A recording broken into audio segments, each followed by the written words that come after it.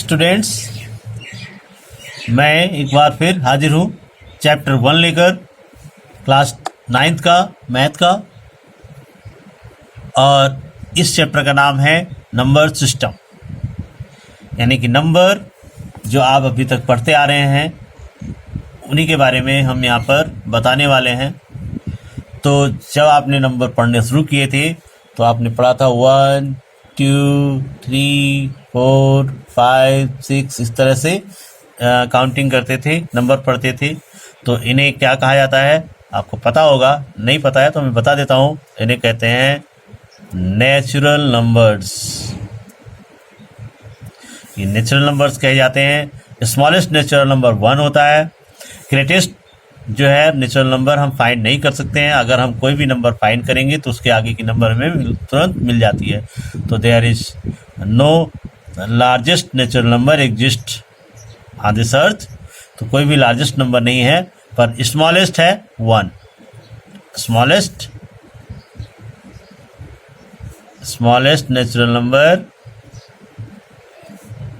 है हमारे पास 1, और इन्हें एन लेटर से डिनोट किया जाता है। Capital N denotes by letter N natural number. इसके बाद जब आप आगे बढ़े तो आपने नंबर्स 0 से लिखना शुरू किया। 0 1 2 3 4, यानी कि 0 भी इंक्लूड हुआ पहली बार, और तब इनको हमने बोला whole numbers. Right, whole numbers पढ़ी आपने। तो नेचुरल नंबर और होल नंबर्स में ही फ़र्क है। इसमें 0 नहीं इंक्लूड होता है, इसमें 0 पहली बार इंक्लूड किया गया। तो स्मॉलेस्ट जो होल नंबर है वो है 0। यही दोनों में फ़र्क है, और इसका भी कोई लार्जेस्ट नंबर हमें नहीं मिल सकता। राइट, स्मॉलेस्ट 0 है, और इसे कैपिटल W से डिनोट किया जाता है। ये चीज़ आपको आगे आएगी। इसके बाद आपने पढ़ी नंबर्स। पहली बार आपको इंट्रोड्यूस कराया गया -2 -1 -100 0 5 6 10, इस तरह से, यानी कि नेगेटिव नंबर्स 0 और पॉजिटिव नंबर्स। और इनको टुगेदर जब मिलाया आपने तो इनको क्या बोला? इंटीजर्स बोला था आपने। इन्हें नोट किया जाता है Z से, capital Z denotes as Z। Z ही क्यों? क्योंकि ये एक जर्मन वर्ड है, जहलीन से लिया गया है, टेकन फ्रॉम जर्मन वर्ड जहलीन का पहला लेटर है ये Z। उसके बाद आपने पढ़ी नंबर्स -4 5/6 -2/3 0 4/5 6/11, इस तरह की नंबर्स जिन्हें P/Q के रूप में डिनोट किया गया, जहाँ पर where Q can not be 0, यहाँ पे Q 0 नहीं था। इन्हें बोला गया, इन्हें नाम दिया गया रैशनल नंबर्स। राइट, आपको पता होगा रैशनल नंबर्स है the numbers which can be represent the numbers which can be represent as P/Q, जिन्हें P/Q के रूप में रिप्रेजेंट किया जा सकता है, called rational number. Rational numbers. Rational क्यों कहा गया? रैशनल का मतलब होता है रेशियो। यहाँ पर here rational means ratio. Actual में ये रेशियो ही होता है, P अपॉन Q रेशियो ही होता है, जिसे डिवाइड के फॉर्म में लिखा जाता है P अपॉन Q के रूप में। तो इन्हें डिनोट किया जाता है Q, capital Q denotes as Q, right. Q के तौर पे डिनोट करते हैं। क्यों?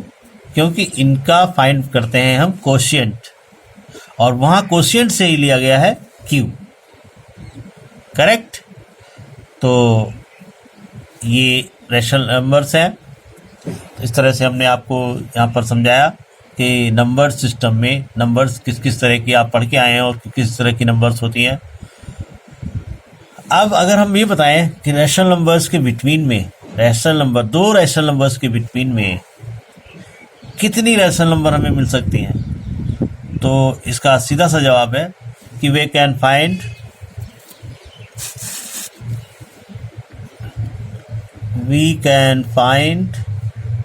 infinitive number of rational numbers between two rational numbers, यानी दो रैशनल नंबर्स के बीच में हमें इतनी ज़्यादा रैशनल नंबर्स मिल सकती हैं जिनकी हम काउंटिंग नहीं कर सकते, राइट।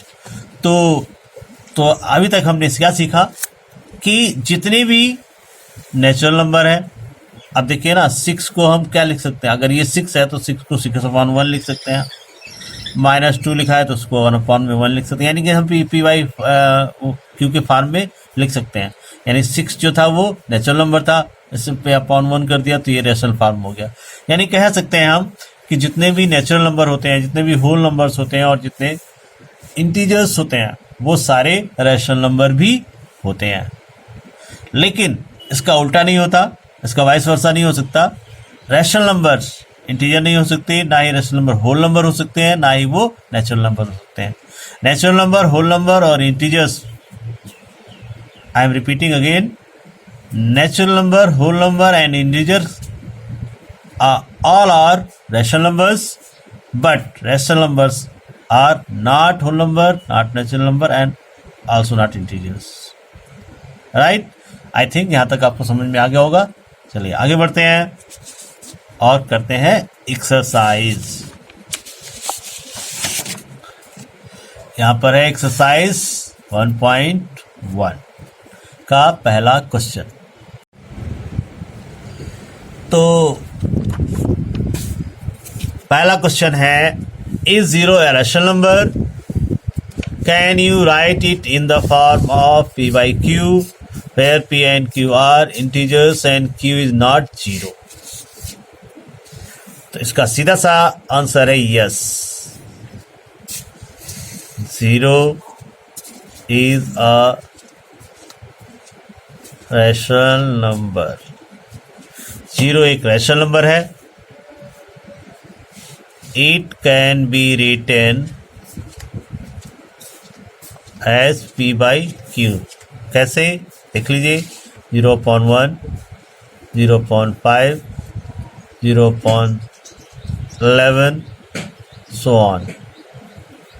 यानी इसे हम इस तरह से लिख सकते हैं, और जहाँ पर Q इज़ नॉट 0, यानी Q जो अपॉन में है वो 0 नहीं है, राइट। तो ये आपको समझ में आ गया होगा कि 0 भी रैशनल नंबर होता है, ठीक है। आगे हमने बताया आपको अभी कि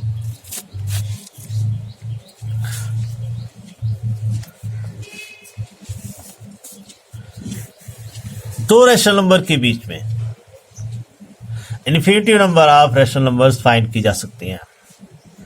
तो यहाँ क्वेश्चन है, find 6 rational numbers between 3 and 4।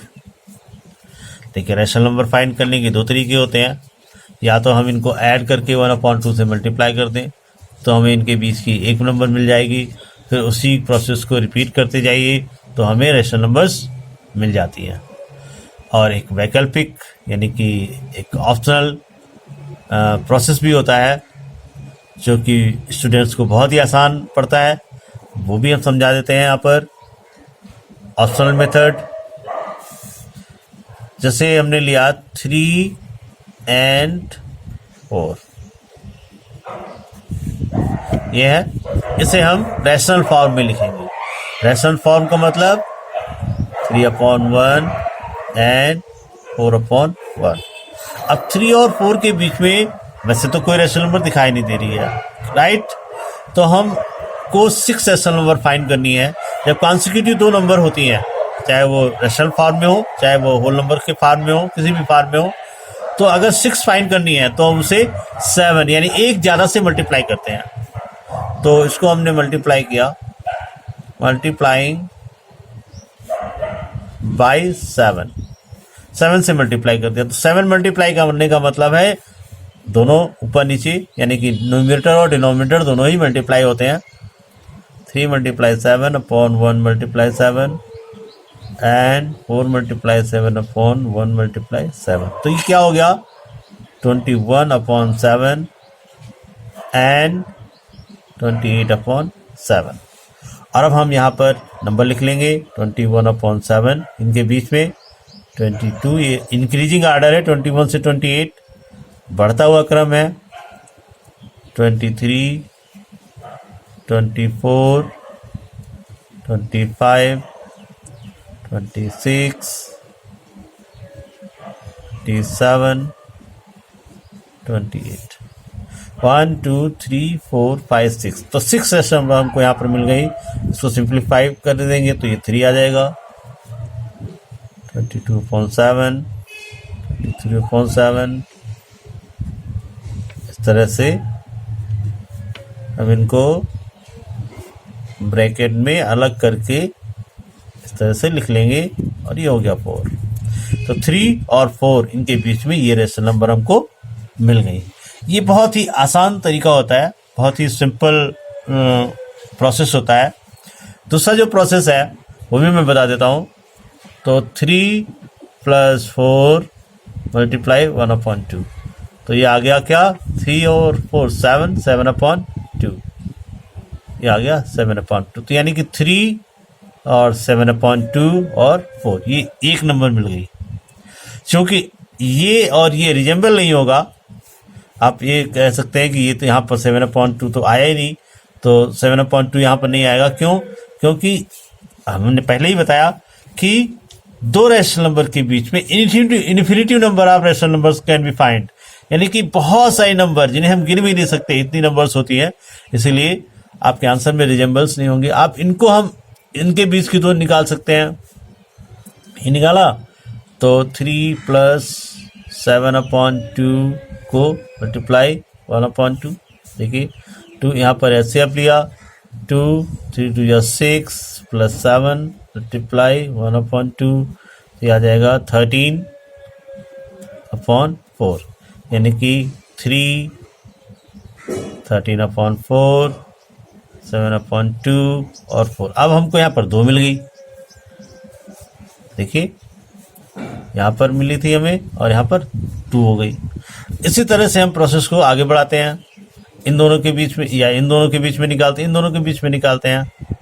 7/2 + 4 multiply 1/2 किया तो 2 हो गया, तो 7 + 4 8 मल्टीप्लाई 1/2, तो 7 8 15/4, यानी कि ये 1 मिल गई हमको।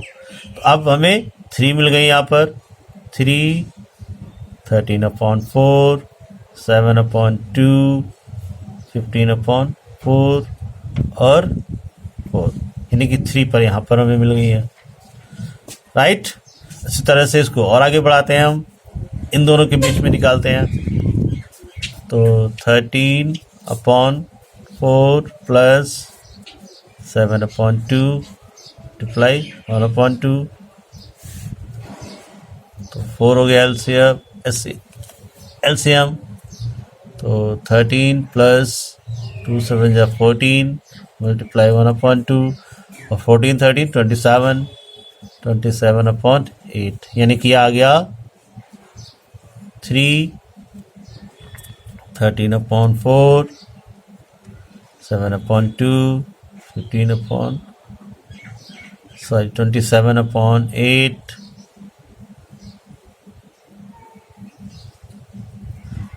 सॉरी इनके बीच की निकली थी और 15/4 और 4। अब ये 4 हो गई यहाँ पर। इसी तरह से हम आगे निकाल सकते हैं इन दोनों के बीच में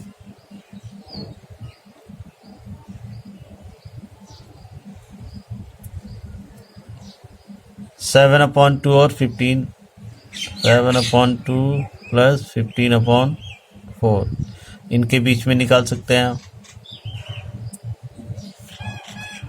4 एलसीएम। तो 14 प्लस 15 मल्टीप्लाई 1/2 तो ये आ जाएगा 29/8 यानी ये हो गया 3 13/4 27/8 7/2 29/8 15/4 और 4। अब यहाँ पे 5 मिल गई हमको, राइट।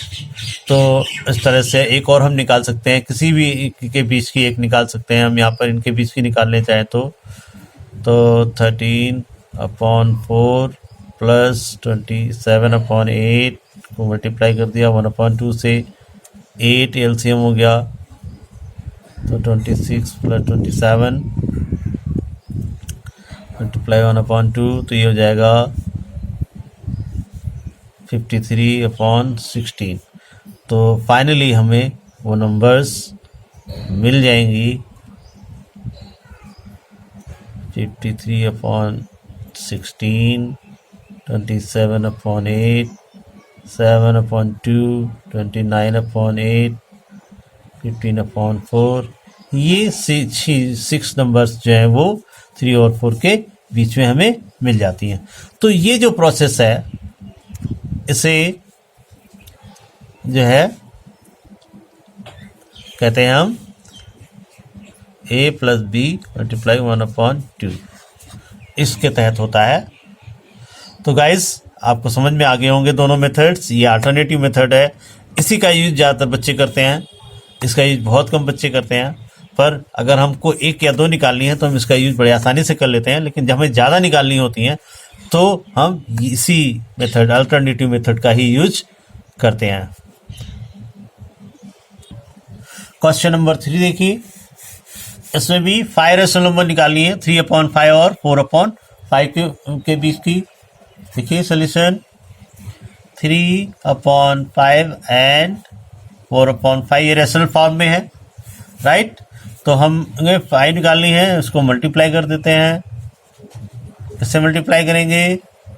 थिंक अबाउट, यस, एक ज़्यादा यानी कि 6 से। तो 6 से जब हमने इसको मल्टीप्लाई किया तो ऑब्वियसली ऊपर और नीचे यानी कि न्यूमरेटर और डिनोमिनेटर दोनों को मल्टीप्लाई करना पड़ता है। तो ये हो गया 18/30 एंड 24/30। अब हमने यहाँ पर लिख लिया 18/30। इंक्रीजिंग आर्डर है, अगर यहाँ पर छोटी नंबर होती तो डिक्रीजिंग आर्डर होता। 19 20 21 22 23 24/30 इस तरह से हमने इसको लिख लिया। अब हमें ये दिखाई देता है यहाँ पर कि कुछ एक रेशनल नंबर्स हमें ऐसी भी मिली हैं जिन्हें हम सिंप्लीफाई कर सकते हैं। इसको तो हम सिंप्लीफाई करके 3/5 लिखेंगे। उसके बाद 19/30 सिंप्लीफाई नहीं हो सकता, ये हो सकता है, इसको हम 2/3 लिख सकते हैं। ये भी 3 से डिवाइड हो सकता है।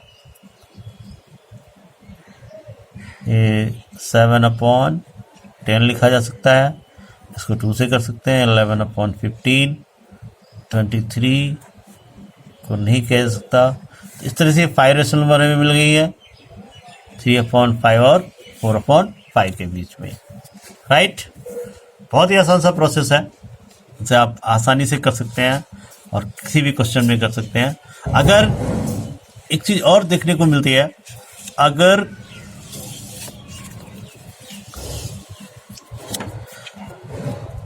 डिनोमिनेटर, यहाँ पर तो हमने 2 क्वेश्चंस किए हैं और दोनों क्वेश्चंस में डिनोमिनेटर जो थे वो सेम थे, इक्वल थे।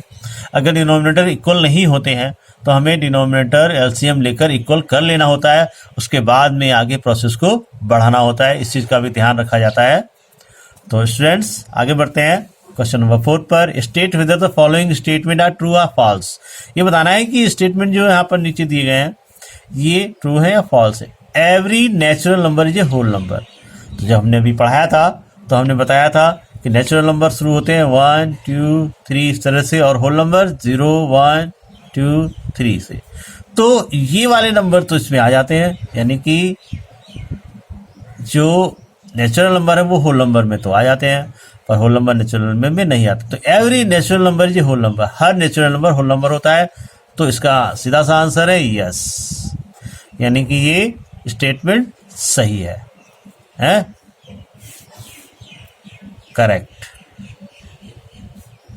ये स्टेटमेंट करेक्ट है, राइट। अब दूसरा स्टेटमेंट देखिए, एवरी इंटीजर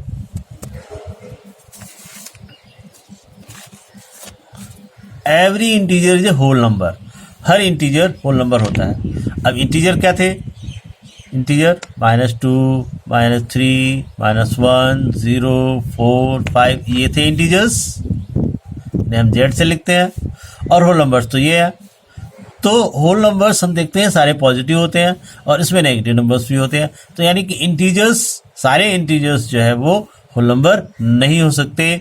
सो ये स्टेटमेंट क्या है, इनकरेक्ट है। क्यों है, क्योंकि सारे इंटीजर्स जो है वो होल नंबर में इंक्लूडेड नहीं होते।